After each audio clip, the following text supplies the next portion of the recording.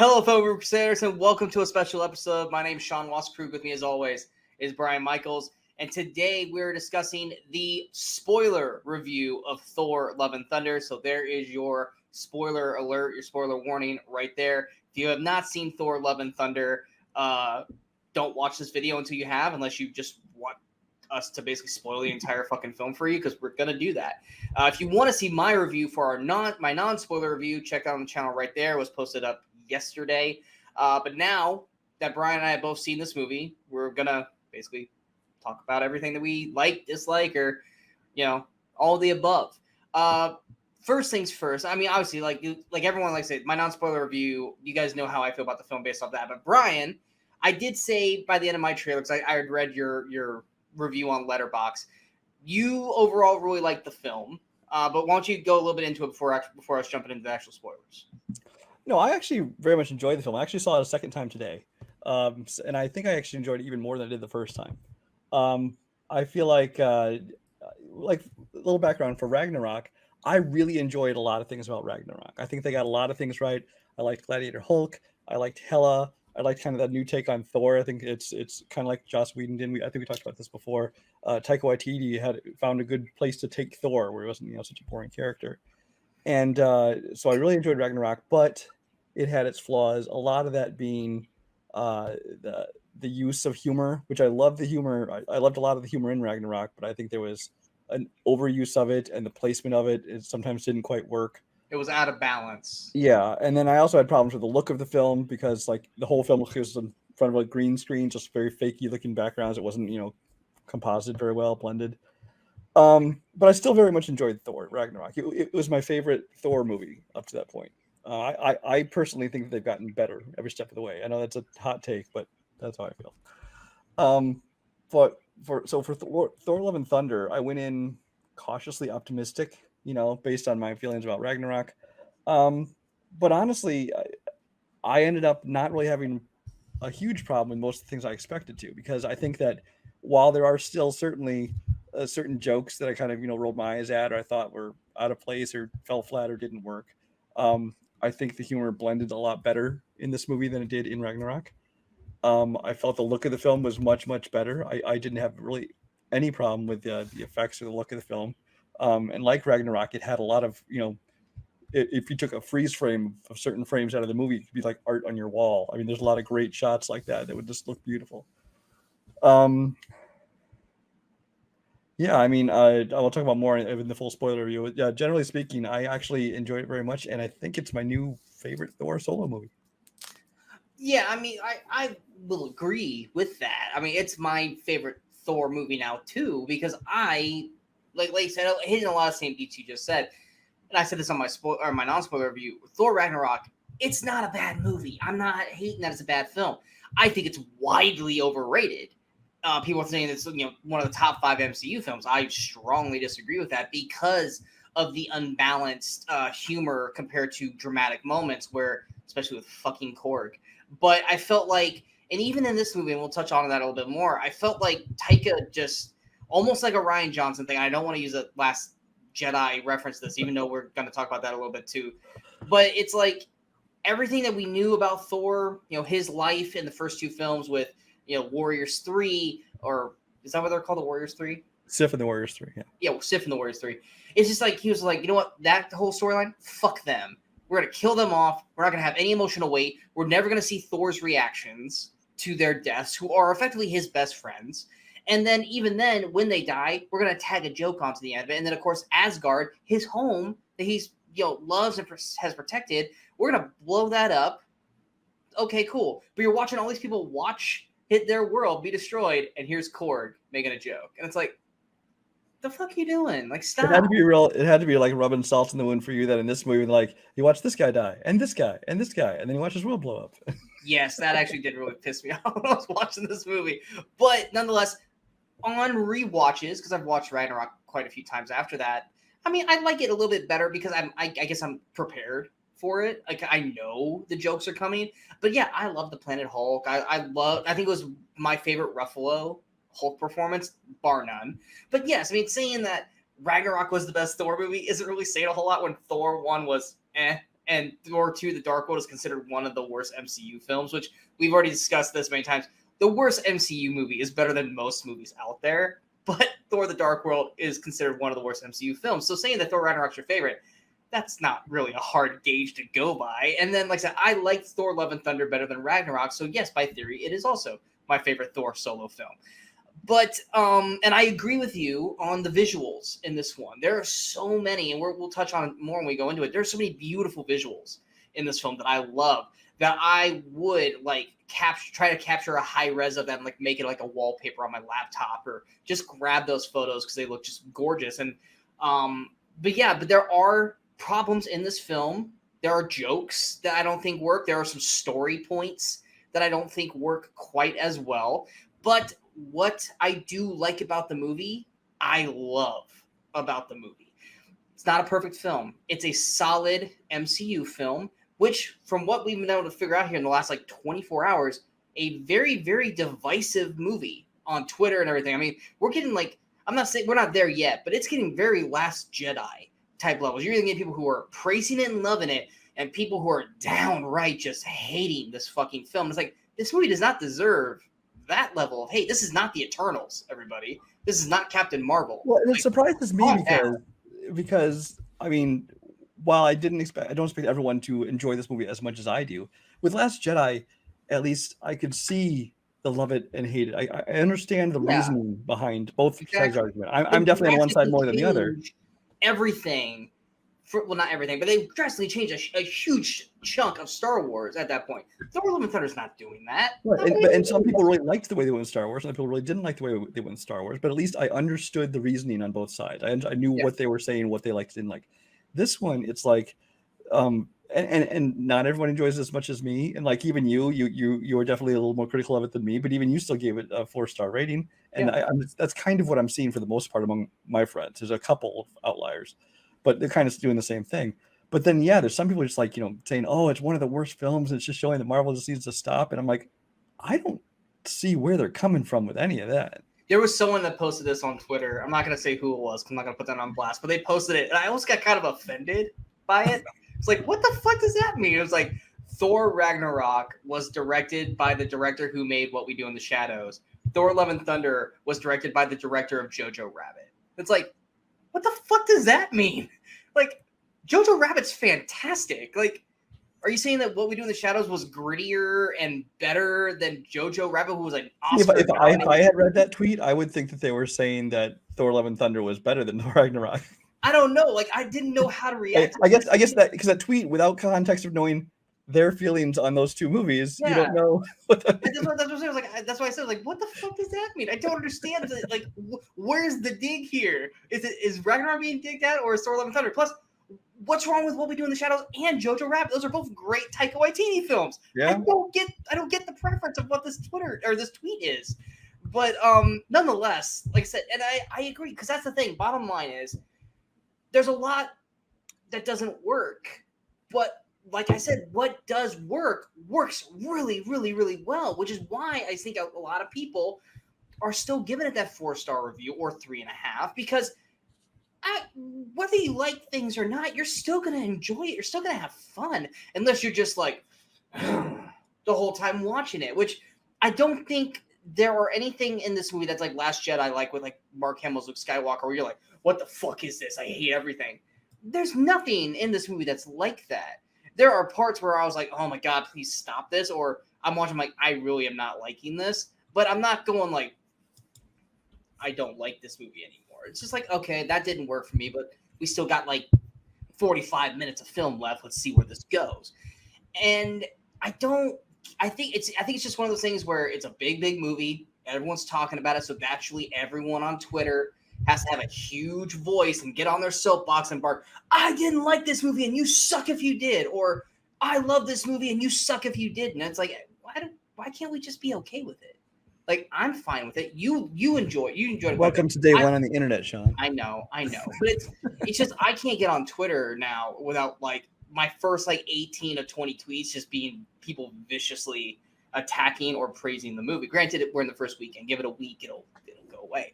Like, I was like, it was like, just a week ago we had everyone praising Stranger Things and but like The Boys came out today and no one's talking about The Boys. And that's what makes me bummed because The Boys had a phenomenal finale. And no, God damn it, Brian. But we're not talking about The Boys. We're talking about Thor: Love and Thunder. So obviously, I mean, we start off the film, which also a very somber MCU opener. They changed the tone of the music, which I love that they constantly keep it updated because I saw Moon Knight during the opener. And I was like, all right, they're keeping it up to date with the shows and stuff. That was total metal sound music. I don't know. It just sounded somber because it was going into the Bale thing. Bale came first. It went straight into Bale. I thought it went. I remember my theater. I was like, it did. It I was like, it went into trailer because there was no text or anything, no intro, nothing, no title cards. It went. So I thought it might be another trailer in my theater. And then my dad thought the same thing because we were watching because normally like obviously sidebar real quick. Yeah, so when they went to the Marvel Studios logo, it included Moon Knight. It had Ms. Marvel in there as well. I didn't catch Ms. Marvel, but I did capture. It had this like heavy metal. It was totally like it was Taika Waititi preparing you for this is the music of this movie. It just had that different tone. I was like, oh, that's not the normal dun, dun, dun, dun, dun, dun, kind of thing. But because I remember because for me and my dad, we get popcorn to go see the movie. He can't eat a lot of popcorn because he's got Crohn's. But he'll eat during the trailers and stuff like that. And then when the movie starts, he'll give it to me because I refuse to eat popcorn until a film starts. Because to me, that's when the movie starts. That's when you should eat popcorn. Because I don't want to eat my whole fucking popcorn before the movie starts. Shut up, Brian. I have my things. So the movie starts and he's still eating because he didn't know the movie had started yet until he saw Christian Bale. I was like, oh, here you go. Gave it to me. But do we just want to go through the film or do we want to go through the performances, or we just want to kind of go as we go through it? How do you want to do this? Let's just start out with the film, and we'll go from there. Okay, let's just do that. I, for the most part, liked how they started off the Gore storyline. You're showing this guy who, granted, he's stuck in the desert with his daughter, and he's trying everything he can to keep her alive, and he's praying to his God, and obviously we all knew it wasn't going to work out, kind of thing. And Bale is, I know you're not as big of a Bale fan as I am. I love Christian Bale. I think he's a fantastic actor. And all that stuff I think was working really, really well. And maybe you can look this up for me. Who plays the God that Bale is following? Who plays that performance? I believe it's Flower God played by Andrew Crawford. I didn't know if that was a big name or not. But he buries his daughter. He finds the Mirage / God. Oh wait, no, this is the Flower God must be one of the little underlings that look like flowers. I believe it's Rapu, which is actually a guy who was in What We Do in the Shadows. Which one? Deacon. Oh, it was Deacon. Okay. Hated that performance. I thought that was cartoony as shit. Was not liking at all the performance. Not Bale, but the guy who was playing the God, which I guess was Deacon, who I actually liked Deacon for What We Do in the Shadows. Did not. It felt very almost Baz Luhrmann Moulin Rouge performance. It did not work for me. His whole like above it all. He's playing a God. I get it, but I just was not. It wasn't matching what Bale was giving. It felt very unbalanced. Once again, humor, drama. Again, for me, I felt that it worked because he was playing it a little bit comedically. I didn't think it was super over the top. I think he was just playing it as he's just this playful God, and the humans are just plaything. And I think it was supposed to be Bale is so serious, oh, we are devoted to you, blah blah. He's like, what? You guys are toys to me. This is I think it was more his tone he was coming off of, because it was coming off really, I don't care kind of thing. I was just like, what are you doing? Why are you using this tone of voice with him? Just talk to him like a fucking. Compared to the rest of the gods in Omnipotent City, he was really normal. Yeah, we will definitely get to that. What was the city called? I knew I was going to say it wrong. Omnipotent City. Omnipotent City. Omnipotent, yeah. Omnipotent. Whatever, fuck it. But anyway, I loved how the sword, I'm blanking on what to call the sword's name. The Necrosword. Necrosword. I loved how just rose up next to Bale, it chose him kind of thing. And I loved all of that aspect because it was very The Boys where he stabs him, you got gold blood and shit coming out. I love that gods bleed gold. Like I didn't realize that was a thing, but Thor doesn't though. That's the thing. It's like that was another thing. I was like, that doesn't match up because if all the gods bleed gold, why doesn't Thor? But well, yeah, because what happens is Gore is crawling through that oasis and stuff, and he cuts his hand on that sword, and so he gets infected. Is that what by he cuts it on? Because I didn't catch what he cut it on. Yeah, the sword is laying there. You've now watched it twice, so you're catching stuff that I wasn't. Yeah, the guy who had been slain trying to kill him with a necro sword, he's laying there, and so when he was crawling through, he cuts his hand on the sword, and you can see it's black. That's why it shows him. It's black, and then it heals, and that's why he's infected by it, and that's why it rises next to him, and he was able to stab him with it.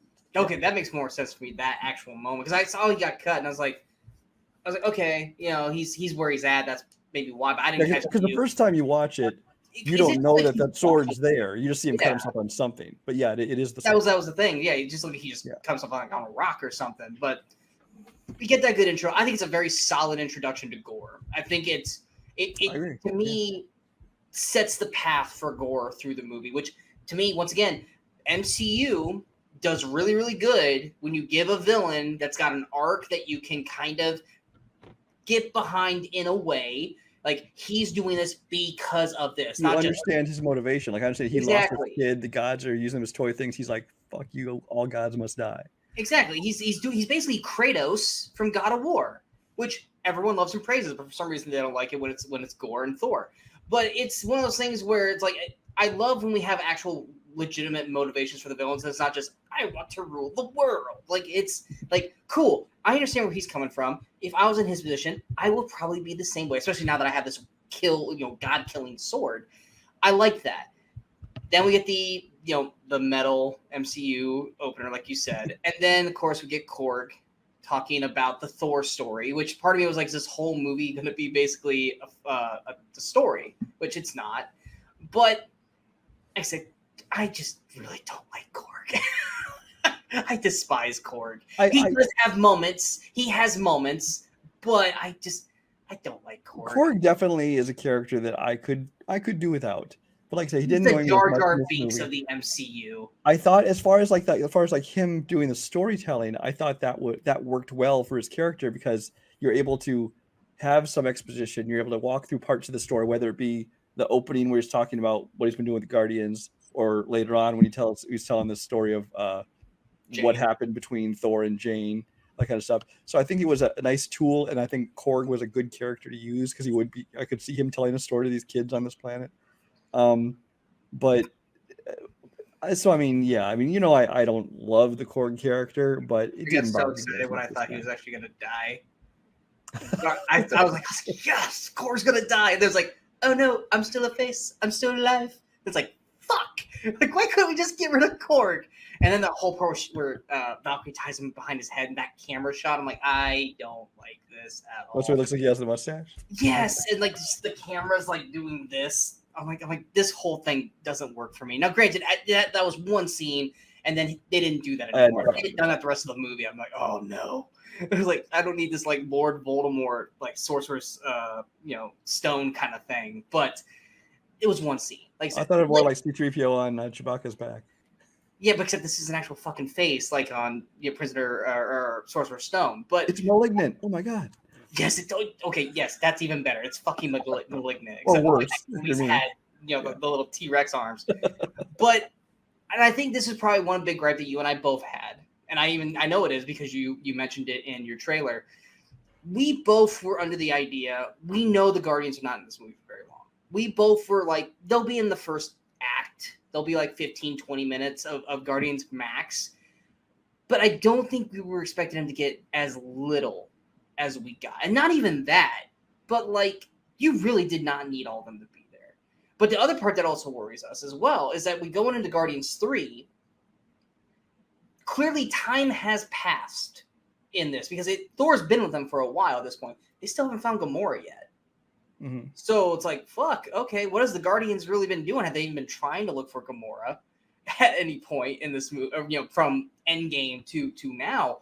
But we really, there was really no point to have the Guardians there. Like, I get it, he left with them at Endgame, so you have to kind of show them, which, once again, that we got like 5 minutes tops. I think it's more like 2-3 minutes, but We have 5 minutes tops of the Guardians. Some of them have lines. Other ones just go, ugh.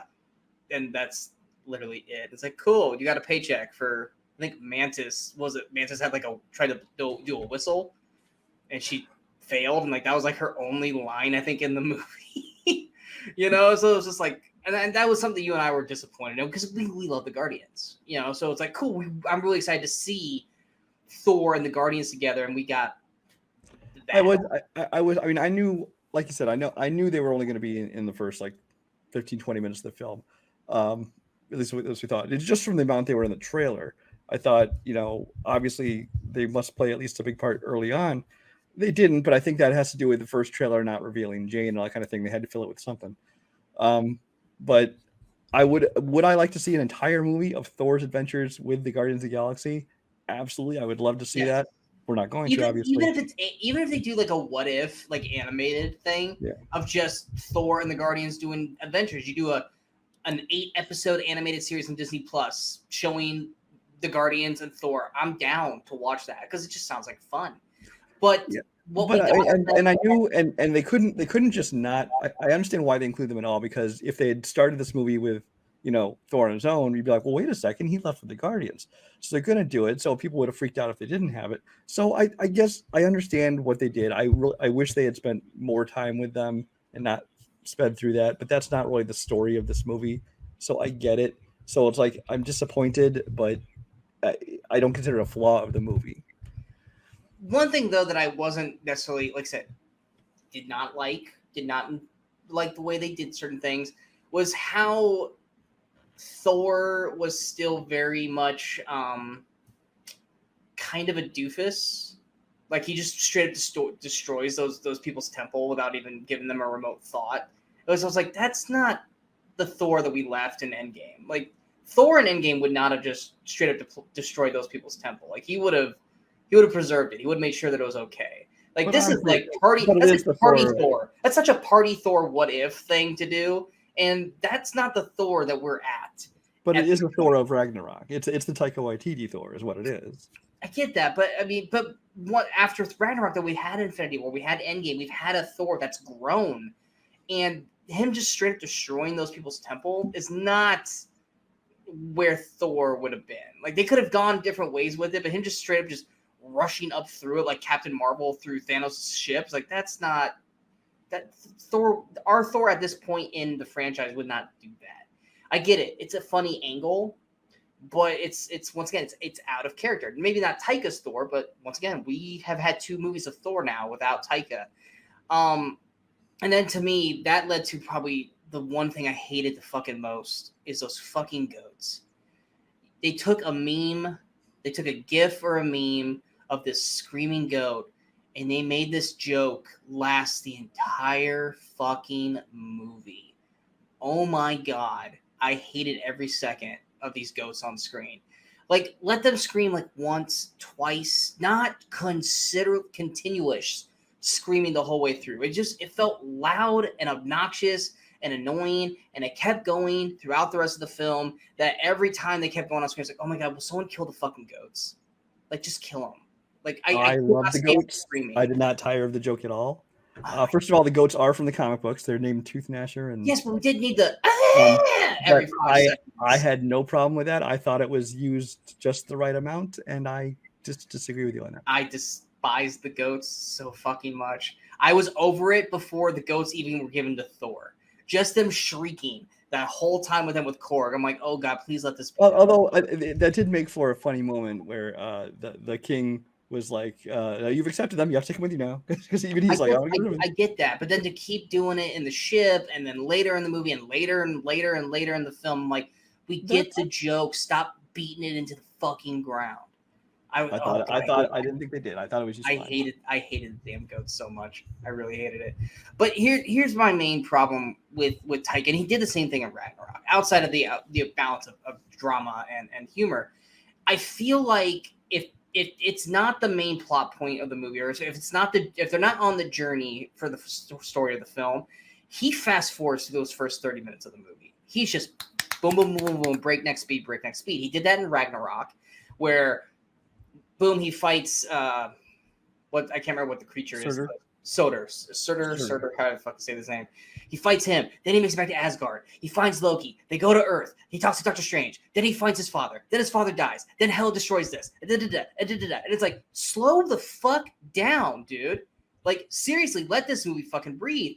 And in Thor: Love and Thunder, he's kind of doing the same thing. There's certain story beats where I'm like, pump the brakes, like the Guardians and Thor thing, or we get to see Jane, and obviously we were worried about this. We were incredibly worried with the Jane storyline because we knew in the comics that meant that she was going to have cancer, and that was going to be a big plot point. And they announced that was going to be in this movie, and you and I were both like, oh God, how's Taika going to do this? Is Taika going to make this actually feel dramatic, or is Taika going to make a joke of it? That is one thing Taika did great. Taika, I think, did a really good job of making the cancer, or even the element of that cancer looming throughout the film. I think he knocked that out of the park, and I think that was one of the biggest worries you and I had coming into Thor: Love and Thunder.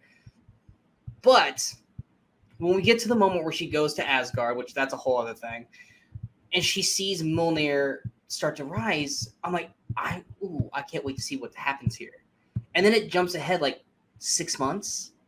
I was like, where's that story? I wanted to see that. I wanted to see her figure out, that she's going to be fucking Lady Thor, and her introduction to Valkyrie, and them working together, and then doing all this. And when Thor does show up, we have this story, and it's just like, nope, fuck it. You don't get to see that. Let's just. I feel like that's a separate story. I think that would have. It's not a separate story. This whole movie that would have screeched the movie to a halt to watch her story while Thor is off screen in the background. I completely disagree with that on this point too.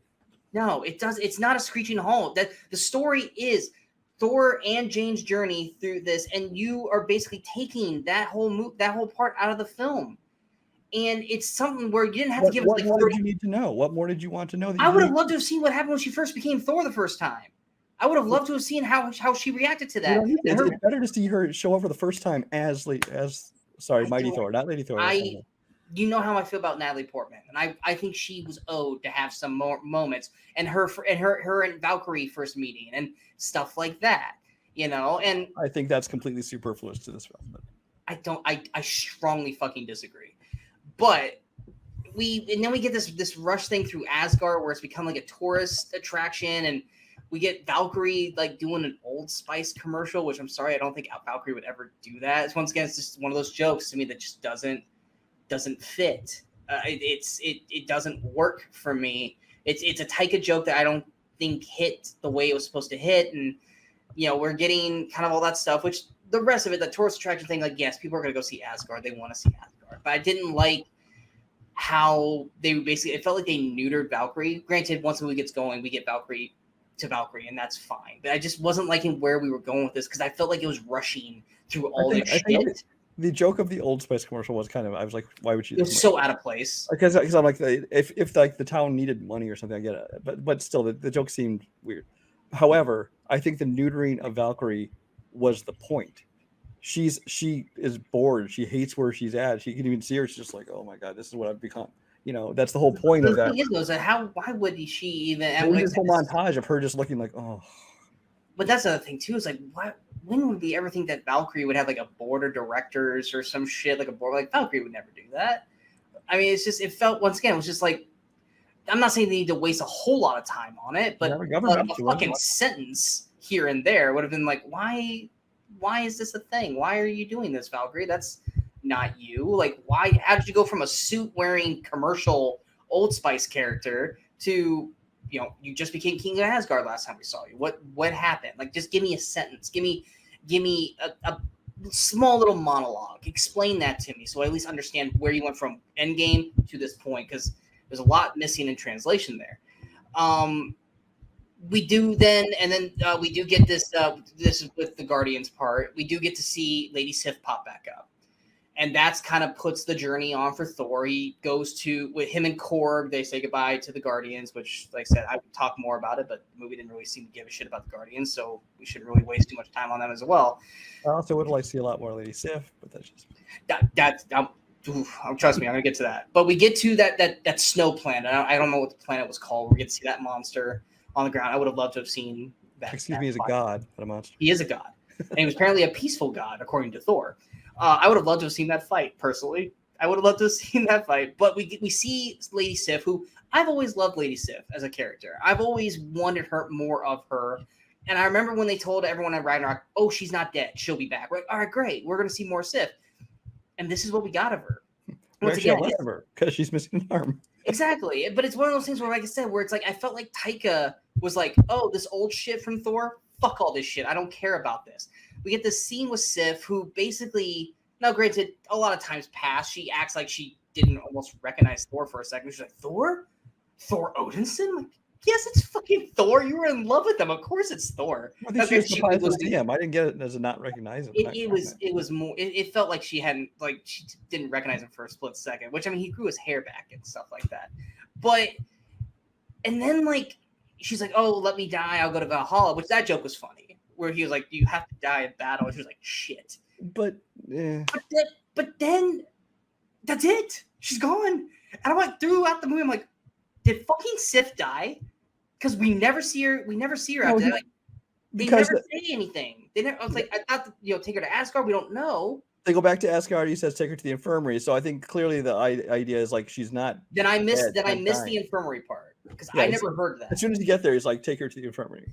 I didn't see that, or I didn't hear to see it. I don't know, but because I was like, did he just fucking leave her on the planet? Did she die? No. When they went back to Asgard, they transported back to Asgard, and she was with him, and he says take her to the infirmary. But thinking about that, hold on, because you watched it today, so help me out with this. Because he doesn't go. Does he go back to Asgard and it's in the middle of the fight, right? Doesn't he come back to Asgard and and Gor's already attacking Asgard though? No, she says they're going to Asgard next. Oh no, it is. No, he drops. Yeah. He shows up at Asgard during the fight. As soon as he drops in, he's like, "Here, take her to the infirmary." Okay, I was just too distracted by the fight then. At that point. So I was like, "What?" So that's probably how I missed her. But I was like, because I'm like, no, he shows up and he starts fighting right away. Like, where's the Sif part? I do just want to say that the Valhalla line, I thought it was a funny line. I thought that joke. It's very much a Taika Waititi line. It totally is a Taika line. The problem is he tells her, even though you got this. In your arms in Valhalla. In theory, mortal injury as she thinks it is, in battle, you're not going to go to Valhalla because you didn't die in the battle. But then later on, he tells the kids in the cage that, oh, if you die here, it's fine. You'll all go to Valhalla. They're not in battle. And then at the end, maybe kids don't. Maybe they have a different way, or maybe he was just lying to them. And then Jane Foster doesn't die in battle. She goes. So it's like, okay, it's a funny line, but it's not really accurate. I mean, who's to say that Thor knows what the fuck he's talking about 90% of the time, though? That's another thing. They literally made Thor kind of, like I said, a doofus. Like, he didn't know how to talk to people in this movie. It was like, Thor's been around long enough. I think he knows how to fucking talk to people. But he still has this kind of like, I'm just going to talk and words are going to come out and ran out of things to talk about. Let's go kind of thing. Like that. Like once again, like you're making, it seems like you're trying to make Thor dumb again. It was weird. It's like tone. But I loved Hemsworth's performance. I thought he was fantastic in the film. I really enjoyed that fight in Asgard, though. I loved the concept of the shadow monsters and the fight of that, and I didn't know I was gonna love this much. Like first time I saw it, I was like, okay, this is probably gonna be stupid. But this one joke to me that worked throughout the entire film, which was Thor treating Mjolnir as like his his ex, and Stormbreaker just being this jealous. Like, he kind of floats in the screen. Like, I fucking love that so much. I first time it happened, I was like, I don't know if this is gonna work, and then it just kept happening. Like, this is all gold. I love all. See, I'm surprised when I watched your review and you talked about the joke wasn't funny the first time and they kept doing it over and over again. About the goats. I thought you were talking about Stormbreaker. No, I was talking about the goats. Yeah, because the goats just kept going throughout the movie. No, I fucking loved that storyline where he's like, that was a cool battle. I will say I don't like Thor's new armor. No, like I said, that was what I was going into. That was there to sell toys. He's never worn that. Are you talking about just the blue? It's the blue and the gold, and then when he first puts on, he's got the big helmet. No, I'm talking about the fucking helmet. That's there to sell toys. He's never worn that fucking helmet. Now, the helmet he wore in Ragnarok during the Gladiator, I love that helmet. I thought that was a really awesome helmet, but he wore it for like 3 seconds and then took it off. But like, he's like, this is what Thor does. I'm like, you've never worn that, dude. You've never had a helmet. That helmet made you look like an idiot. But I liked the battle he had, and then, like I said, Valkyrie was in that battle. Like, I always loved watching Tessa Thompson fight as Valkyrie. And of course, we see Jane as Lady Thor, which Natalie Portman, fucking awesome. I mean, she looked great. But Natalie Portman always looks great, even when she was, dying of cancer. I was like, you still fucking look amazing. But yeah, but then of course, like the part that you and I both had problems with, was the shaggy Jane. It's like, what? Did your balls just drop? What the hell happened to you on that, Thor? But the sentiment I understand. It was the line delivery. It's a shocked response, but the tone that came out was like, you could have reshot that because you live like, oh no, Raggy. It's like, what was that kind of thing? But and then to not just completely overshadow the Jane cancer part. I love that we did get a quick shot of Darcy, because I think Darcy as a character has become more beloved since WandaVision. She didn't need to be in the movie longer than that. I liked her little spot there. I love that she mentions Thor, like, hey, you can always call Thor for help. And then we also got to see Skarsgård. I'm blanking on his character name. Selvig. Dr. Selvig. I love, like I said, they didn't need to be in the movie because that the journey is something different, but I love that we still got to see them in those brief points, because yes, they would care. They would give a shit about Jane dying. And so that, I think, like I said, I think Taika, in the cancer story things, I think Taika knocked it out of the park with that whole thing. And we then also got Daryl in Valhalla. What's that? We also got Daryl in Valhalla. Daryl? From the shorts that Taika I actually never watched the shorts. Oh yeah, there's a whole series of shorts like Taika did You're back talking about when he had a Ragnarok, roommate? where like he had a roommate and stuff on Earth. And now Daryl like lives in Asgard, and he was like the one who's like, Daryl, get everybody's accounts of what happened or whatever it was. Okay, so I just assumed that it was just some random dude. I never. Nope, it's the same guy. It's Daryl. Okay, I never saw the roommate thing. You're gonna have to send those to me because I don't know where to find them. Are they just on YouTube? They are. I think they might be on Disney Plus. Honestly, one's called Team Daryl.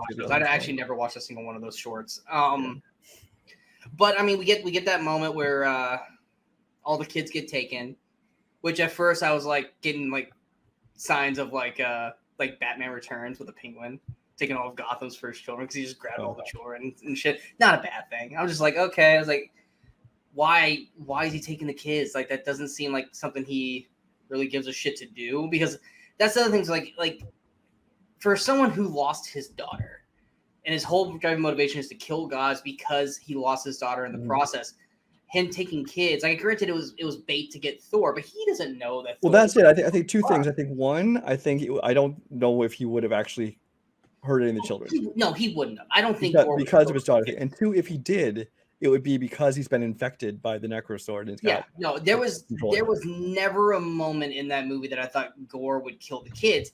My motive thing was, it seems out of character that Gore, who lost his daughter, would then take kids from people that were not gods. Plus, what was the point of in storyline, he takes the kids to get Thor to come to him, but he doesn't know that Thor would give a rat's ass about children, because based off the other gods, they don't care about their people. So why would taking the kids do anything to make Thor come to him? That was the part where it's just like, it kind of contradicted, stuff from the gods in the first film, unless he knew who Thor was, which once again, that's. Well, I think part of it was in watching the battle, and this is a little bit more on the second viewing, is that I think you kind of saw him look at it like there's almost a moment where you realize, like, oh, he's protecting these people. There is a line in the trailer that was not in the film, which we went back and watched the trailers. There's actually a good chunk of things that they left out, which MCU does that now. But he says a line in the trailer that you're not like other gods, you have something to lose. And he never says that in the film, but that would have connected. Yeah, no, like I said, I think the brief moment during the battle, I feel like he's like looking around and he's realizing he's protecting. Like, it's kind of like in a. He actually cares about the Asgardians. It's kind of like in Superman 2, where Zod's like, he cares about these people, so he starts using the humans as like bait and shield. It's kind of the same kind of feeling here. One point in the battle I did want to mention is what I didn't know was coming, and I thought was just super awesome, was when Jane is able to use Mjolnir, and like breaks into like 30 pieces. And then he goes and kills her, and then reforms. Boom, boom, boom, boom. He like reforms the hammer. Like, this is awesome. That was an awesome power set that I wasn't prepared for, and I was totally fucking on board with it. Because the whole part of it was like, explain this to me then, because here's one part that I was like, wait a second. This part was like, part of me kept going like, we do know that Endgame happened. So, because Mhm. he does have the other Mjolnir. He never lost the other Mjolnir. And it's No, not like Cap didn't keep it. Cap took it to return it. Yeah, but he did return it back to Cap returned it with the stone. Okay, well, I know Cap used it to go return the stones. I didn't realize he left it. Okay, that's fine. That clears it up. Like I said, it's little things that was like that didn't ruin the movie for me. But it was just like I was like, doesn't he also still have Mjolnir from Endgame?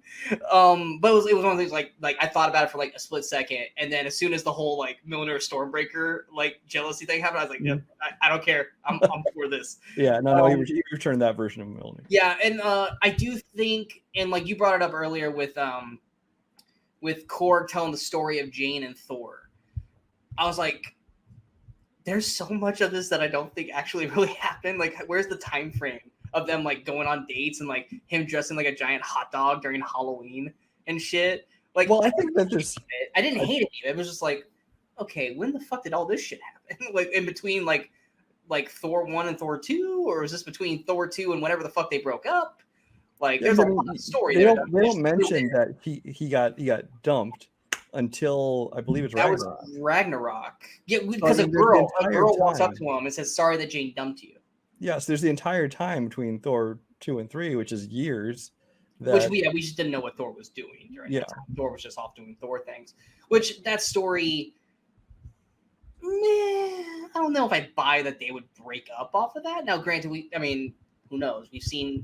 I just think Jane and Thor's relationship is stronger than that, but who the fuck knows? You never know why things happen. But we get that story, which, okay, cool. But I do love that we understand why Mjolnir cared or why he protected Jane. Was because we get that moment with Thor, who seemingly looked like he was drunk, basically telling Mjolnir always protect Jane, blah, blah, blah. Which I was like, that's a great scene. That explains the whole thing. Like why Mjolnir called to her and exactly, and why Mjolnir is actually with her and making her stronger. Like all that shit worked perfectly for me. Like that's one scene I was like, this scene just makes everything make sense. Yep. And it makes it stronger. That story is stronger now because of this one scene. I could have done it without him being dressed like a hot dog during the scene, but still, it's Taika. He's gonna do what he ever do. Yeah, no, exactly. I'm nitpicky. I'm not angry about it. I just I wish he wasn't dressed like a hot dog during that scene. Plus, it's also like you have Thor and you made him dress like a fucking hot dog. Like, fuck you, Jane. Such a dickhead thing to do as a girlfriend.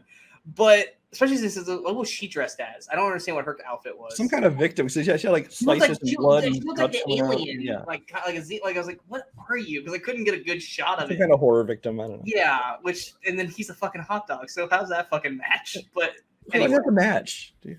I never match. I never match costumes with my girlfriend's wives. Okay. But yeah, so we get the interaction with them in the what we call the town hall. Where they're all everyone's freaking out and Thor, comes in once again, kind of talks like he doesn't know what the fuck he's doing. I do love that Jane is so like, gung ho, let's go, and then like, what is she doing? It's like she'll come back. when she first said something like, what I don't know what she said, taste the rainbow. She keeps trying to do a catchphrase. Well, but the first time she said, I'm like, oh my god, that is so stupid. But then when they acknowledge it, they leaned into that. She's like, she's good at the whole, whatever the hero stuff, but the rest of it not so much. She's not so much. Like, okay, I get it. Yeah, exactly. And then they had that conversation with her going, I'm trying to think of a catchphrase. What do you think? I was like, honestly, I didn't like something about the way she was talking, her demeanor. That like Natalie Portman in that scene when they were walking. This is in Omnipotent City when she's walking, having that conversation and trying out catchphrases and stuff. I'm not sure Natalie Portman can do comedy very well. Honestly, it didn't quite work. She can. Because I've seen her do comedy very well, especially on like SNL. Yeah, that kind of stuff. But it seemed very. When it's Taika's humor, though, I don't know if she can do Taika humor, which Taika loved her because Taika offered her Star Wars, not realizing that she was fucking in Star Wars for 3 films. But which I think that's fucking hilarious. But I don't because there were moments where I was like, Jane should be smarter than this, but you got to remember she's super sick from the cancer and she's so power hungry with Mjolnir that she is rush into the fight first, not think about it later kind of thing. And honestly, if any normal person was suddenly like, oh cool, I'm a superhero now, I'm gonna do that. Let's go. Everybody do that. I flew around the world 3 times. I couldn't find him. I was like, you what? It's like not even Thor would do that. But I liked how she was so gung ho about it, because it did kind of think like, yes, she's got Thor's kind of power set to a point, but she's like a rookie where she's just like, come on. Thor's just like, calm down. And Valkyrie are both just like, okay, little one, chill. Like, we got to do some things first, kind of deal. But I liked that dynamic. I actually loved the team up of Valkyrie, Jane, and Thor. Korg's there. Korg's fine. Korg was fine. Like I said, he's just, he's there. But then we get that whole big mission of, hey, we're gonna go to. Oh yeah, he does the thing with Axel, Heimdall's son, and that was another part that just didn't really work. Where like the kids kind of like talked down to Thor at that moment, because once again they're kind of making Thor seem like he's an idiot at that during that thing, and they're all like, we're all gonna die. It's like. Well, I think it was just I didn't feel like he was talking down to him so much as it's just they kind of dragged out the conversation about no, call me Axel. It's my favorite singer, named after that part. I'm talking about when he actually is in the cage. Oh, in the cage. Oh, gotcha. They all kind of talk down to Thor like he's incapable of saving their lives, and it's like, this is fucking Thor. Like, don't, because he's in there. He's like, oh yeah, when we find where you're at, and we'll do. I'm like, stop talking like you're stupid. You're Thor. Like, you're smarter than this. I'm not saying you're fucking Doctor Strange or Tony Stark, but stop playing. Like, he really was kind of teetering that party Thor thing, where it's like, you're not dumb. Stop talking like you don't have like an idea of what the fuck you're doing. Because he's sitting there talking this whole time. It's like, dude, look around, figure out where they're at, which he eventually does. But like that whole interaction with the kids that first time didn't work. Now the second time he talks to him, I think it was a lot better. I think that felt more like how Thor and the kids, like, I felt like the kids respected him more at that second time. Like when he's talking to them about when they go to Omnipotent City. I think I still said that wrong. I'm never gonna say that name right. But that first interaction with him and the kids, and the whole like, call me Axel. It's just like, that's Taika. That was such a Taika joke.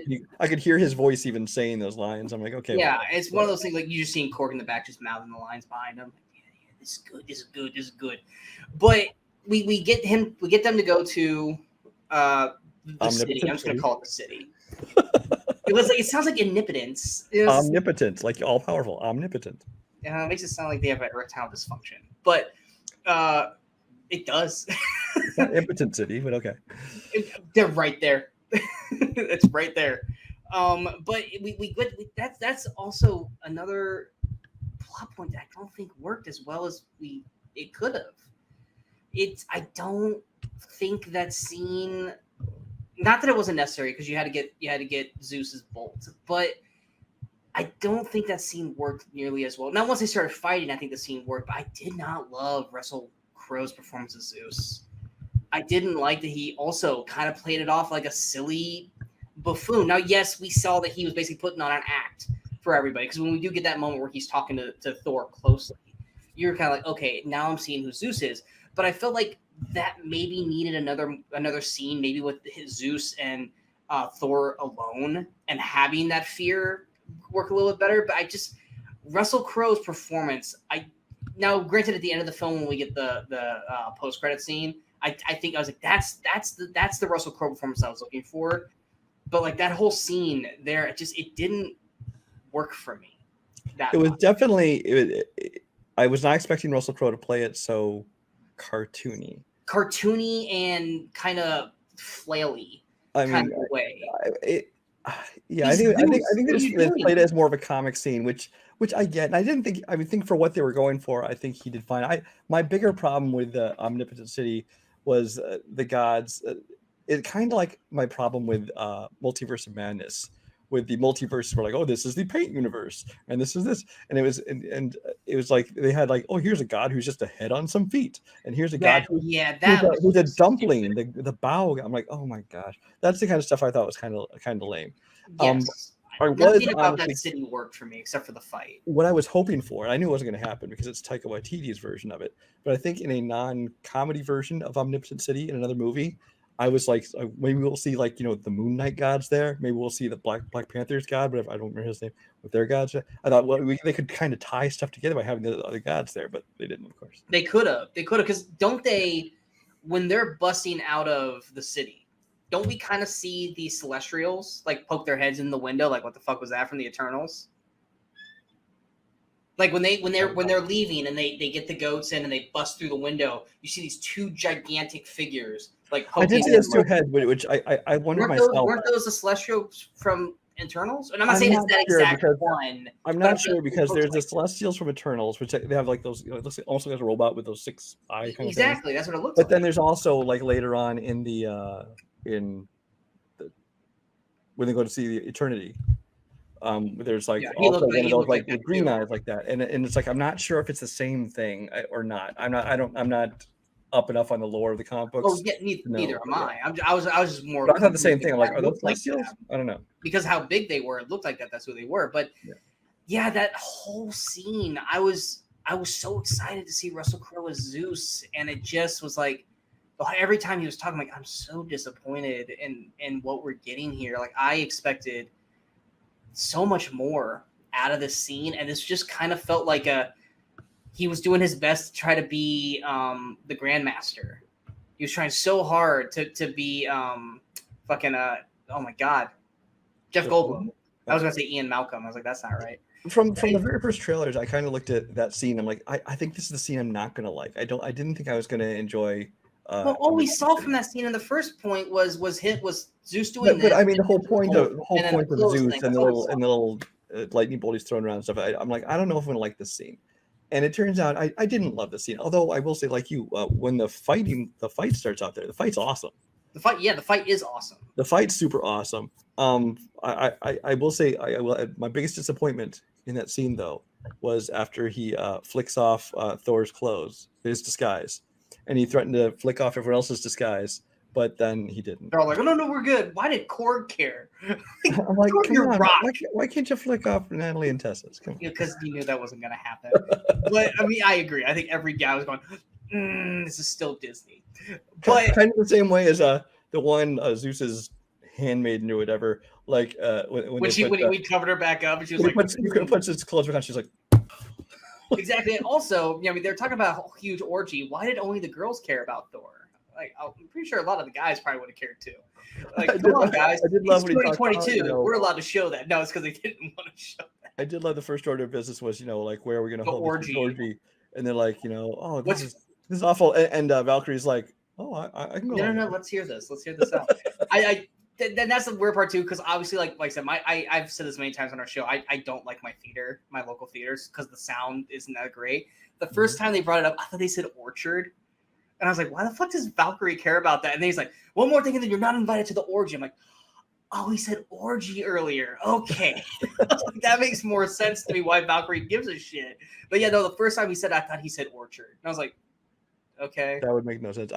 One just random side note. Yeah.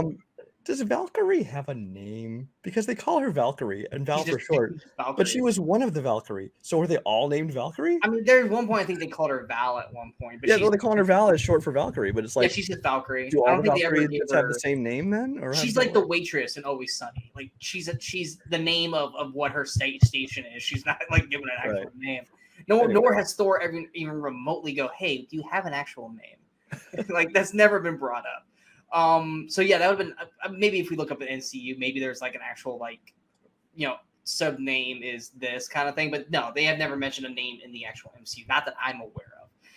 But yes, and like I said, we get more of Milner.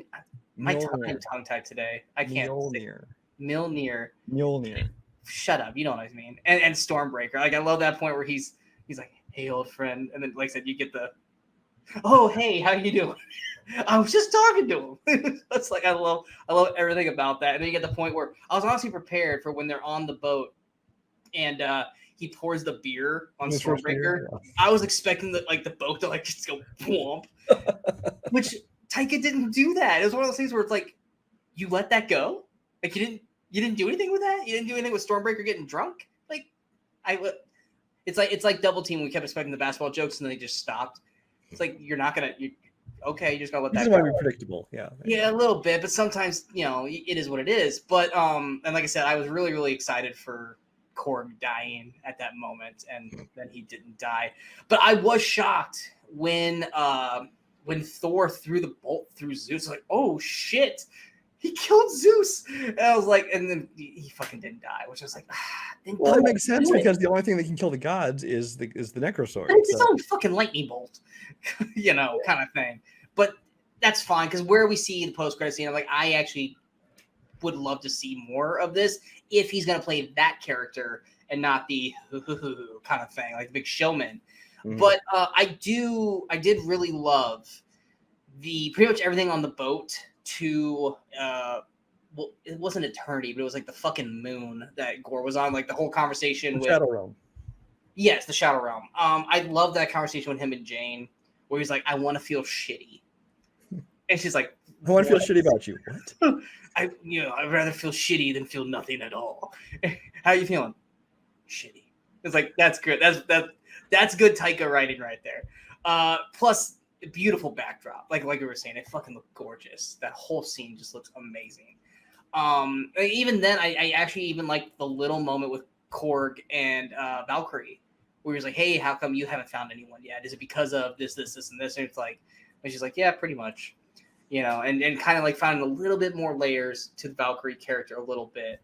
But I mean, was there anything you wanted to add to that scene at all? Not that scene, no. Okay. Well. So then we get to the Shadow Realm. Where did he put the kids? Were they just already at Eternity? Like the kids were gone. Like we never saw the kids. Like For all we know, he can hide them in the shadows. For all we know, probably. But I loved everything about this scene, from the mind games to the conversation that they had to the actual like black and white with little specks of red, little specks of blue. I loved. It looked great. Well, first of all, I want to back up a second ago. First, when they're first in the Shadow Realm, and or how they enter and then everything you just see the color dissipate off of them, kind of. No. I mean earlier before they go there, when the kids are there, and like Axel's sitting in front of them, telling him the only thing is his eyes. But then when Christian Bale like comes out of the darkness, and like he's like talking to him, I loved Christian Bale's performance right there. He does a fucking full on Pennywise. That was great. Like, totally Pennywise. It was totally Pennywise. Oh, you like beheadings? Here's this creature's night. What? I thought you guys liked it, and he throws the head at them. I was like, that was the moment where I was like, I officially love Christian Bale as this character because he is, his mind is broken to a point. I fucking love that. I can't believe I fucking forgot about this. And those scenes, like Christian Bale's, Gore's eyes, and then of course Axel's eyes, were the only things like had any color to them. It's like the yellow color to them. And then, but then when they go to the Shadow Realm and they walk in, and like there's no color. But what I loved about the way they did it though is, while there was spot color, like Gore's eyes and things like that. Mjolnir's. Well, that's just it. That's it. The three weapons, Mjolnir, Stormbreaker, and the lightning bolt, all basically they provided color, and it wasn't just spot color. It wasn't just Mjolnir was lit up. It was almost like a torch in the darkness. Like everything around it, like would have color to it. What everything was shining on would have color to it. So parts of it wasn't a little bit of Thor's cape red in the scene, or was that when they were fighting? It was when it was close enough to Stormbreaker or Mjolnir or something. Because, like I said, it was kind of like a torch of color. Okay, like, so anytime their weapons were Mjolnir was close to the shoulder, like I would see color over here. See, I'll have to watch that a second time and actually it provided an area of color around it. Yeah, I'll have to watch that a second time and pay attention to that. But yeah, everything about that whole it just looked scene, awesome. Yeah. I loved everything about that. Like the whole time, like, as soon as they went black and white, I was like, okay, I mean, I knew we were gonna get that because we saw it in the trailer, but. And then he got the whole point where he, captures all three of them, and he's like, "Call the axe." I also love the part where Jane just throws it. He's like, "You want to tell me why you did that?" Because once again, she is smart, and she spotted that, and she 100% knew what the hell it was for, kind of thing. Which that's the one part that also, once again, kind of was like when, and we'll talk a little more about the fight, but like when he does take Stormbreaker. Why couldn't Thor just go, Stormbreaker, come back? Why couldn't he just call Stormbreaker back to him? That's the one part where I was like, can't he just basically call it back and like it'll come? Like I don't understand why he couldn't do that. Now, maybe it's because he technically got what's the term? Well, the thing is, it's Stormbreaker is not like Mjolnir. Stormbreaker is not. But he still calls it. He still calls it. No, but I'm saying Stormbreaker is not like Mjolnir in that it can't be wielded by anyone else, except the worthy. Stormbreaker, anybody can walk up and pick up Stormbreaker. But the thing is, so I wonder if the fact that you can get Stormbreaker from him, he can call him, but Gore's holding on to it, and apparently has supernatural. Or is it like fucking Harry Potter, when all of a sudden when someone takes your wand from you, the wand doesn't react to you anymore; it reacts to the person who took it. Yeah, no, I think it's more just a matter of someone's holding on to it, and this person has apparently this supernatural strength from the Shadow Realm, so he can't call it; he'll just hold on to it. I would have liked to have at least had a scene where he tried. And then when he puts it in the ground, it's like held down by the Shadow Arm. Yeah. At that point, it's being held down. But I mean, yeah, like I said, that whole fight sequence, and once again, we finally had a straight up conversation with Gore and Thor and Jane and Valkyrie. Like, I loved that we actually got to have an actual conversation with them. And how he basically is getting into Jane's mindset and how he's getting into Valkyrie's mindset, and then Thor. I loved all that conversation, and then we get the actual fight. I loved the fighting style that they gave Gore in this movie. You look at him, he's a dude in a fucking tunic basically, or like a Roman gown, but I loved like how they used shadow creatures, and I love the fighting scenes in this movie. I think it all worked incredibly well, and everything about that scene in the Shadow Realm was top notch for me. Like I could rewatch that scene over and over and over again. Naturally, like I said, he loses Stormbreaker. Valkyrie, for a second I thought they were actually going to kill Valkyrie. Like when he stabs her, because doesn't he stab her with the bolt? Wasn't it the bolt that stabs her? Yeah. Like I thought we were actually going to lose her in that, which I mean, sad, but I'm like, it would make sense that someone should die at this moment. And since they didn't kill fucking Korg, I guess it's going to be Valkyrie, kind of thing. But I do like that he did get to finally see Jane, not lose her power, mind you, but like get sick. Because Thor needed that scene, like that scene with them in the hospital, where he's just like, I can't lose you. You need to stop. You can't do this anymore. Like that was a great acted scene by Hemsworth and Natalie Portman, which once again, Taika didn't fuck it up. Taika didn't. It's a great acted scene, which on second viewing, when you're not paying attention to their dialogue, the pile of snacks is constantly changing every shot. Just so you know. It looked like they were smashed at one point. Every shot, they're in different places, and by the last shot, there's like half of them aren't even there. I'm like, what's going on? Anyway, sorry. Yeah, that's something that I would totally catch that if I was watching it at home. I probably would have totally caught that. But yeah, like I loved everything that they did about Natalie and the cancer thing. Like that one moment before they go on the mission, and she drops Mjolnir, and she's back to just being sick, and she rages on the sink, and and even that moment with her and Valkyrie in the door. Granted, when she pulls out the sound box thing and she plays the music, I'm like, okay, that's a Taika thing. Yeah, but I like seeing Tessa and Natalie just kind of like that. And like when they kind of bonding, like tap weapons and stuff like that. I would love to see yes, that scene was like but I loved their interaction. Same thing when they're on in the city and Thor loses his clothes. Like, should we help him? It's like, no, let's wait. Great, like what's in the trailer, but. Yeah.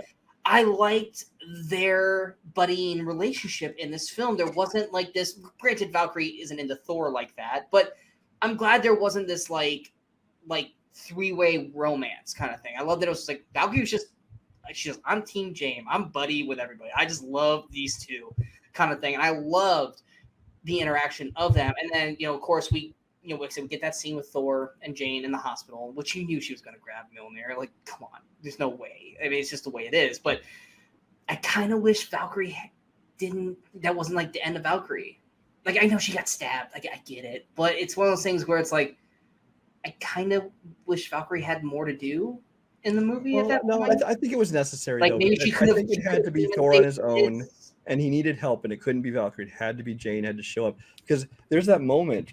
When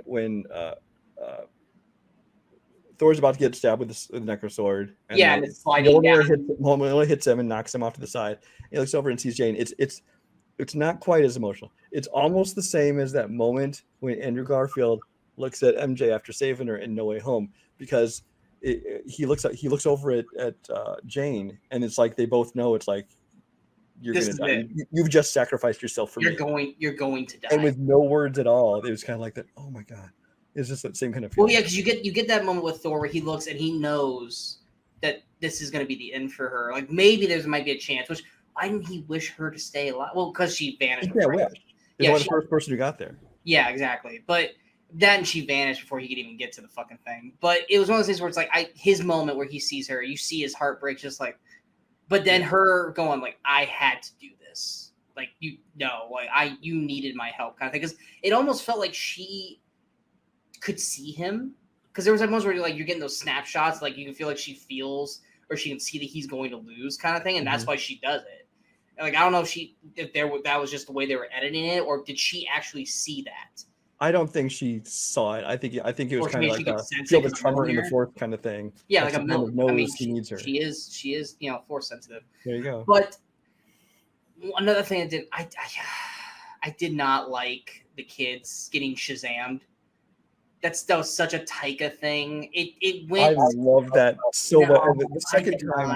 The second time, I love that so much more. He goes, whoever picks up these weapons will have, for a limited time only, the power of Thor, and he like gives them all the power, and then that whole montage, them, especially the little girl with the wand, with the fucking bunny, and then the kid with the teddy bear. That was so. I love that so much. Maybe I'll even more feel like that better on a rewatch, but as I was watching, I'm just like. And it really looked cool as hell too, with the bright yellow. Everything in there fucking looked cool. Like I'm not knocking that it didn't look cool. I mean, like I can buy Axel. Being a part of the fight because Axel's older, but I was just like, okay, well, none of these kids are gonna fucking die. my only issue with that scene is like, if he can imbue this power of Thor temporarily on other people, why hasn't he done it before? Why hasn't he done it in the past, like when they're fighting in Asgard, or when they're fighting, things like that. Like I said, it was just one of those things where it was like all of a sudden a plot device power set that's like, you've never used this. When did this fucking become a thing? Although it's funny you said they got Shazammed, because the Z in Shazam stands for Zeus, and he was using Zeus lightning bolt to do it. So there you go. Oh, fuck you! That actually makes anything plausible. You did.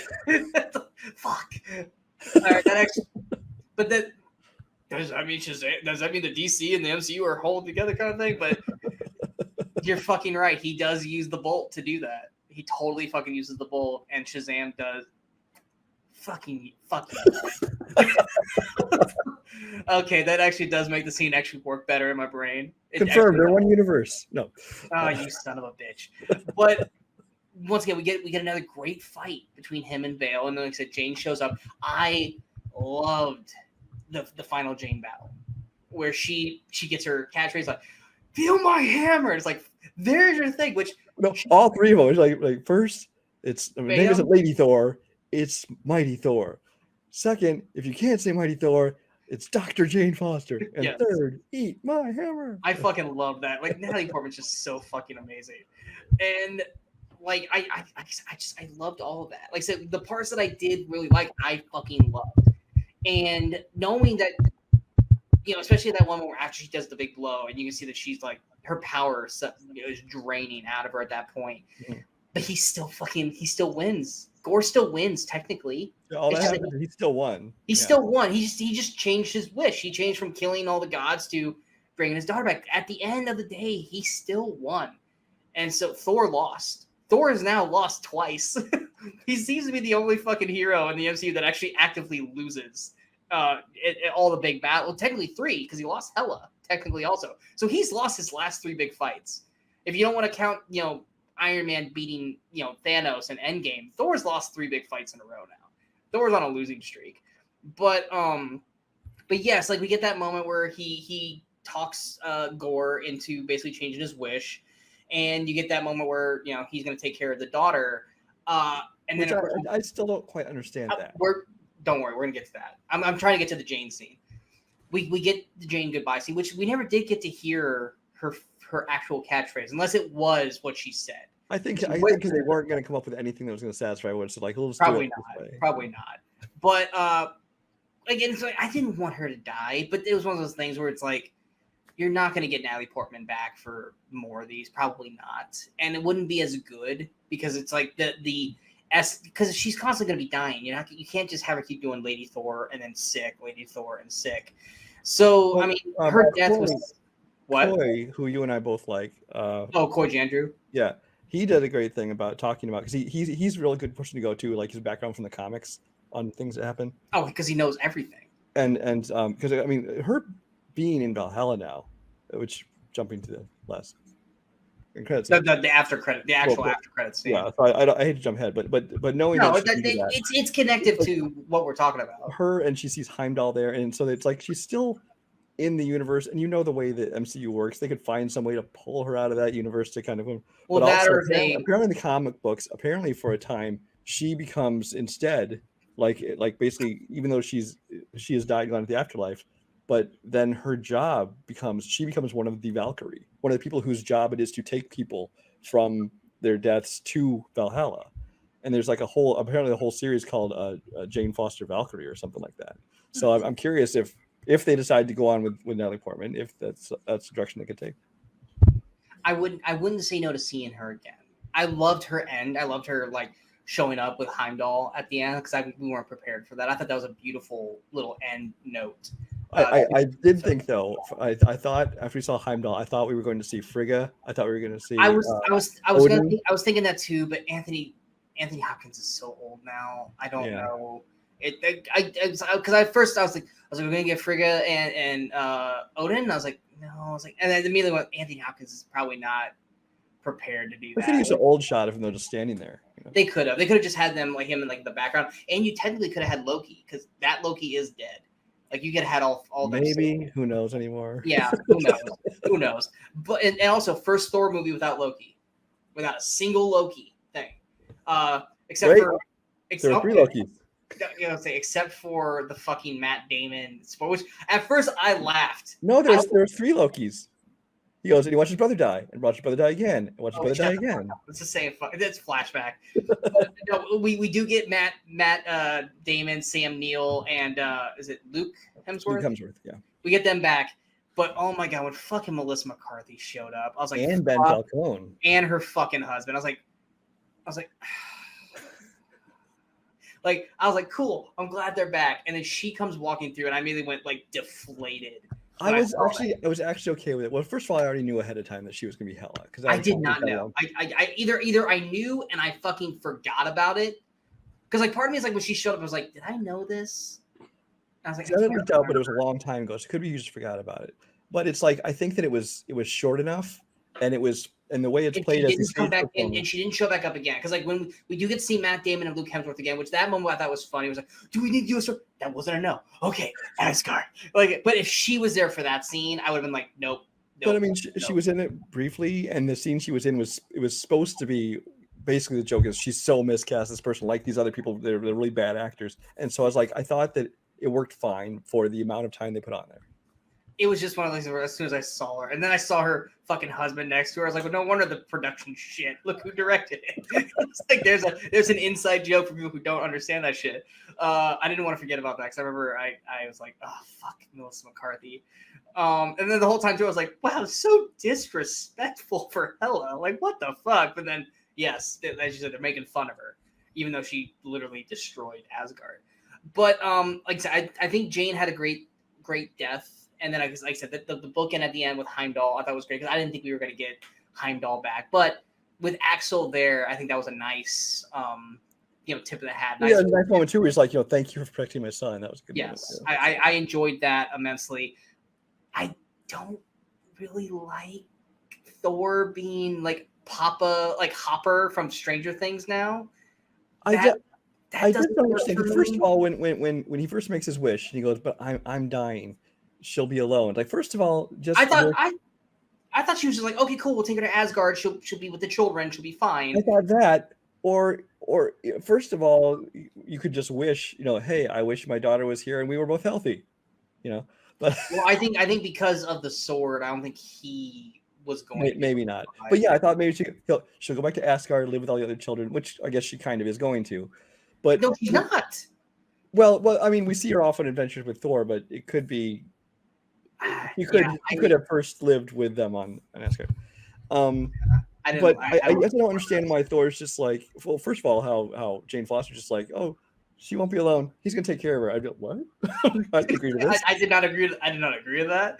And What? and No. second of all, that he even Thor, when he looks at him, he's just like, take care of her. He's like, yeah, okay. Now, granted, it's his own daughter, but Yeah, but it's just I didn't care for that. I didn't like that. I was like, I love you too. Was it Uncle Thor or some Uncle Thor. shit?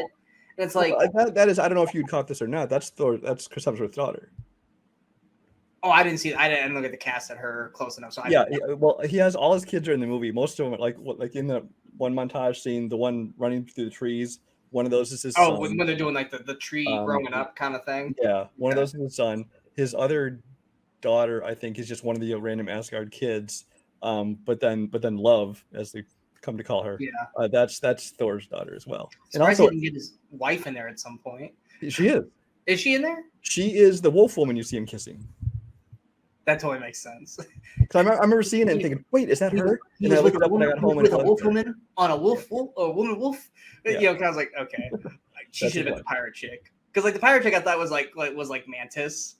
Like that was just her, but not as Mantis kind of thing. Because I knew that all the Hemsworth kids were there. I when I saw young Jane Foster, I swear I'm like, is that Natalie Portman's kid? Because it looks a lot like her. But it's not. They just did really good casting. So basically, everyone in the Hemsworth family got in except Liam. Yeah, pretty much. Fuck Liam, but yeah, it's but yeah, I didn't care for that ending. I don't want Thor to basically be like Hopper from Stranger Things, where he's now like attached to this child, and he's like, and they call them Love and Thunder. I'm like, oh great, and that means that if we get another Thor movie, that means we got to basically deal with this kid. And like, and you know what, MCU will probably make it work. I'm not gonna be like, I refuse to watch that, but it's just like, that's not. Again, I would say go and watch what Coy Jandreau has to say about this, because it's like, I will. I just haven't watched any of the because I like the little girl. I think the little girl is adorable. Is that part of the comics with Love? Really cool. I'm not sure about that exactly, but I was just talking about as far as the actress' performance. I really liked her. I thought she was cute, and I liked. Oh no, I had nothing against the performance of the girl. As far as the character, it's like he talks about how she could be yet another one they're setting up for the Young Avengers, along with Axel. I guess he could play a part in it. Which I'm not. The more and more people talk about it, anytime there's a kid involved, people go, "Oh, Young Avengers, Young Avengers." I'm not sure if I want to see that happen. You're gonna have like 15 kids all of a sudden, and you're not gonna fucking have enough time for any of them because they're all gonna have to split time. So I don't know if that'll happen or not. But they also talk about how Thor could be like the mentor of the Young Avengers. He goes on this whole thing, but again, he knows comic lore more than I do. But I also think there'd be no problem with if you had another Thor movie. Which I mean, we're gonna see another Thor movie. But they did say Thor will return. So. But I don't think it has. They're tied in saying we have to include the little girl in it. I think it could be like he's there with her. He's like, I have to go do this thing. The reason why I think they are tied into it is because of how Korg ends it, where they would go into battle and they are known as Love and Thunder, meaning that they are partners. That but that doesn't mean that he can't go off on an adventure without her. True, but once again, you would be contradicting how the fucking movie. Or it could be she is captured by someone and he's going to save her. Yeah, but then you're doing a cliche thing. The MCU tries to not be cliche. Well, I mean, they do, but they try not to be. At this point, Thor already has more solo movies than any other character. Now, so it's like even if we get a Thor 5, which that's why I thought we were going with it. Was like, okay, so this is going to be the end of Hemsworth. He's just going to be a father now. Okay, fine. But then when we see at the end, where it's like, let's go fight, and it's like, okay, no. Okay, cool. But then we get the post-credit scene, and I was like, well, before we get to the post-credit scene, we did get to see Sif, and I'm like, okay, there she is. How the fuck does she not have a replacement arm yet? Come on, guys. Give fucking Sif an arm. If fucking Winter Soldier can have an arm, why does fucking Sif have an arm? Granted, she could have an arm by the next film if she shows up in it. But it was like, the whole time I'm watching her train with one arm, like, get fucking Lady Sif an arm, motherfuckers. She deserves an arm. Let her train properly. But yeah. And then that could be a funny scene. Just have her in a scene with Bucky and be like, "Hey, I want one of those. I want one of those. I'm taking this," and just rip it off. It was like way too big for her arm. It wouldn't fit. It'll do. Then Bucky's just sitting there like, but find out. maybe she'll find out or somehow get connected with Okoye and they'll make her an arm of Wakanda. There you go. She'll show up in Wakanda Forever in a post-credit scene. And then of course, Valkyrie's training the kids. Maybe we'll actually have an Asgardian army now because of that, because they'll all grow up to fucking be Asgardians and warlords or some shit. But yeah, then we get the post-credit scene with Zeus. We find out Zeus is alive. He actually now is pissed and angry, and he's gonna basically send all the gods after Thor. Which in my head I'm going, shit, I'm fucking down for that kind of storyline. And then we get the big surprise of Hercules, which I knew it was Hercules because obviously he says father, but they do such a quick shot that I was like, I can't tell who the fuck that was. Because like my dad was watching, he's like, who was that? I go, that was Hercules. And he goes, I couldn't tell because it was so quick. I was like, I couldn't see who it was though. So I was like watching the cast list and I was waiting. I saw Hercules and I saw who played Hercules and I immediately got super fucking excited. You didn't recognize him when you saw him? It wasn't that quick. I mean, you got to see him clearly. But I was too busy looking at like his outfit and everything. And by the time I like got to the face, it went to black. But so yeah, because I was looking at like the outfit and everything, I was like trying to figure out everything there, and then by the time I got to here, it was gone.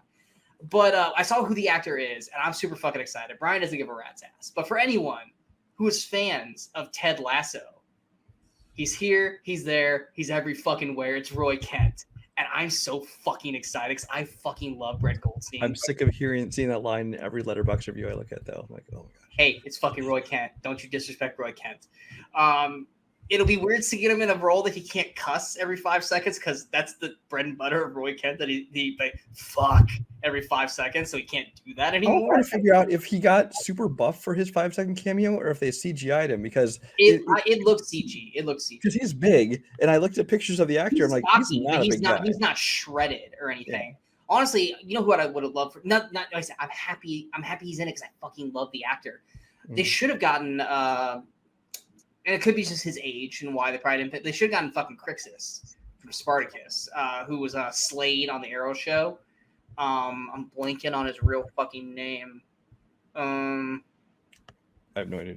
He played the main orc in the Hobbit trilogy. Oh god, I fucking love the actor too.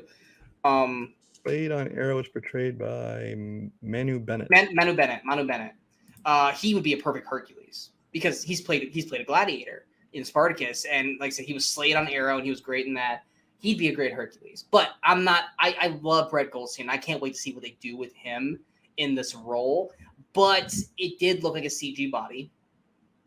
Granted, it's not like they're shooting that movie right now, so they can build him up to that. Plus, Ted Lasso's going into their final year, so it's giving something for him to do once Ted Lasso ends, because like I said, they're only doing 3 seasons of Ted Lasso. So I'm super excited for that. But I hope this isn't going to be something, which granted, Guardians 3 hasn't come out yet, but it feels like, isn't it the Sovereign? Isn't that the Sovereign that are going after the Guardians in Volume 2, and then they make Adam at the end of it? Warlock, yeah. Sovereign, right? Part of me almost wonders, like, is that really going to be the story plot in Guardians 3, or is this just like a thing like, oh, that's out there and we're never actually ever going to go fucking back to it? At least Adam Warlock is, because it's Will Poulter. Well, I know, but I'm talking about the whole Sovereign thing. Like, I don't know how much they put part of the plan. Volume 2 feels like it's so long ago, and the Sovereigns still haven't done anything yet. It's like, okay, like is that just a story element that we're never going to go back to, kind of thing? And I'm hoping, because like I said, by the end of this movie, like I said, it does say Thor will return. So whether that is in another solo movie or whether that's just him popping up and shit, are we going to get this storyline of Zeus and the gods and Hercules going after Thor? If that's what we do get in a follow-up film, I'm fucking for it. Whether it's Taika directing it or whether it's somebody else directing it, which I think Taika's kind of locked into these films. Oh, they're absolutely going to use Taika again. I think Hemsworth is just in love with Taika as Thor. I don't think that unless Taika actually just goes, no, I don't want to do it anymore, which Taika doesn't seem like the type to really do. I believe they both have said in interviews in promoting this movie that they would love to keep making more and more. So exactly. So if that is the story element we're going to go with for the future films, I'm fucking for it. Like I said, I did nitpick the movie quite a bit while we were talking about it here, and Brian didn't seem to have a single fucking problem with almost anything in the film, which is probably why he loves it. It's funny because the way you're talking during this review, it felt like the same way I was talking during Jurassic World Domination. well, no, during Doctor Strange Multiverse of Madness. Oh, okay.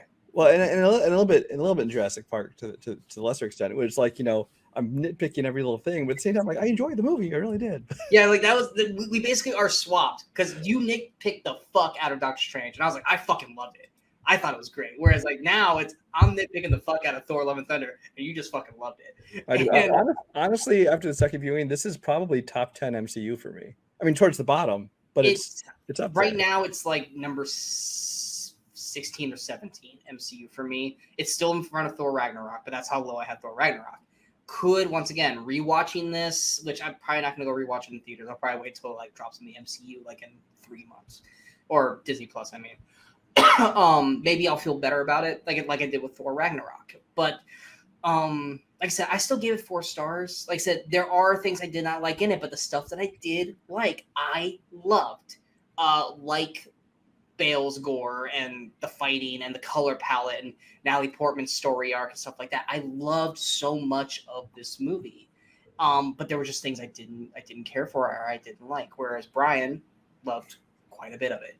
One more thing I loved, I want to mention before we close out. The closing credits are the coolest fonts ever made. Are you talking about the graphic credits? Or are you talking about like all the heavy metal inspired like fonts? Oh yeah. See, the problem is like with me, like during that whole time, I think I was texting you.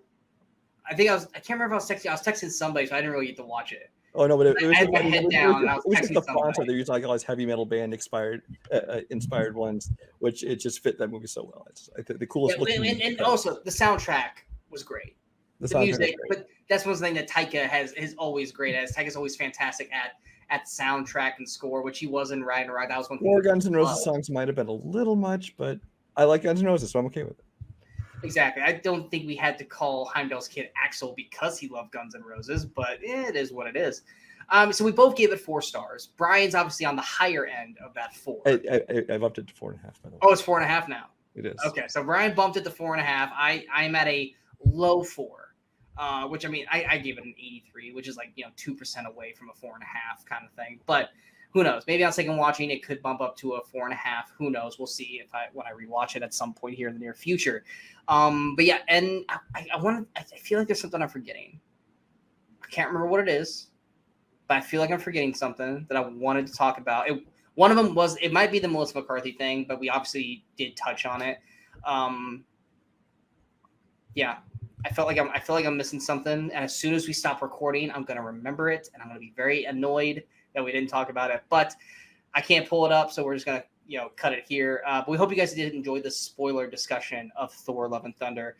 If you guys did, go ahead and hit that like, share, and subscribe button to the channel so you guys stay up to date with all the latest videos pop up on the Movie Crusaders. And of course, you get to follow us on all the social media outlets you see below. Like I said, my non-spoiler review, which why would you watch that now if you've just been here for the last 90 minutes watching us talk about the spoiler review? It's up on the channel. But last week, we did shoot our 2022 half-year review where we went over our best, worst, most surprising, and most disappointed films of 2022. So feel free to check that out because we discussed pretty much almost all the movies that came out in the last 6 months. But next week, we have our actor, actress, director showcase, which is Brad Pitt, Carla Gugino, and who is the director? Taika. Is it Taika? I believe it is Taika. So we're not done talking about Taika yet. For some reason, I thought Taika was the last one, but that was Spielberg. So yeah, Taika, Brad Pitt, Carla Gugino. Also, God, what movie comes out next week? Is there a movie that comes out next week? Nothing major. I think the next big release is Nope. That's a couple weeks away. Yeah, that's like it's the 18th, right? Does it come out on a Wednesday? I thought it was like the 22nd. It could be the 18th. Okay. I thought Blackbird on Apple TV was a movie, and then I realized that's a limited series because I was going to watch that tonight and review it, but then I was like, oh no, that's a show. That's the problem with Apple TV is a lot of times like they have previews for something, and you're like, oh, that's like a really good movie. It's like, oh, that's a series. Yeah, I don't know. Okay, never mind then, kind of thing. Oh no, that's only if we go to theaters. I was gonna say The Gray Man, but that's only in select theaters next week. It'll be on Netflix. That's the other thing too. My trailer reel had Gray Man on it. Oh, next week is Paws of Fury and Where the Crawdads Sing. I might go see Where the Crawdads Sing. I haven't decided yet, but I might go see that because that one actually intrigues me. Paws of Fury, I have no fucking interest in seeing. I've already seen that. It's called Kung Fu Panda. Exactly. Unless the reviews are like stellar, then maybe I'll check it out at some point. But I think the only other movie out right now that I'm interested in seeing is what is it, Marcel and the One Shoed Shell, or the fuck Marcel, the shell with shoes on. Yeah, just because everyone's talking it the hell up like it's the new Paddington, but I mean I got nowhere around me that has that, so I'll catch it at some point, and if it's worth a review, I'll do it. You and I both did sit down and watch The Princess on Hulu, and we both went in expecting to do one of our old fashioned stinker episodes, and yes, there is a lot. So tune in for our full spoiler review on The Princess. No, absolutely not. That's one of those that I really wish we could figure out a way to watch the movie and shoot us reaction watching it. We just haven't figured that stuff out yet. But because there was a lot of great things we said during that movie, and then there's literally one point where Brian and I both went like identical, like we both at the same time did this, and we just like it was fun. Let's put it this way: it's not the best movie. I think it's like at the back end of my top 10 worst films of the year. It definitely won't be in there by year's end, but it's worth watching for some dumb fun. It's one of those days. If I watched it by myself, I would have hated the fuck out of it. Watching it with Brian, we actually had a fun time watching it together. So The Princess on Hulu, watch it with friends. Mystery Science 3000, like Brian and I do with sneaker films. I think you guys will actually enjoy it a lot more than you just watching it on your own. Other than that, did you ever actually torture yourself and go see Gru or Minions? No, I still am going to because my son wants to see it. We just haven't gone yet. I will not see that movie. Brian might see it at some point, which means at one of our future episodes, if he sees it, I'll have him do his little like 2-minute review of it. Which I will never see that fucking film. I could probably do it now. I don't think I've ever seen the third Despicable Me. I think I only saw the first two and Minions. I never saw the third one, so I never have liked that franchise. But nonetheless, we'll be back next week for our actor, actress, director showcase. Like I said, we hope you guys enjoyed the spoiler review of Thor: Love and Thunder. My name's Sean Wasserkrug. That is Brian Michaels. We are the Movie Crusaders. And until next time, in case we don't see you, good morning, good afternoon, and good night, Movie Crusaders. Or eat my hammer. We're workshopping catchphrases. So. Yeah, bite my hammer. No, wait.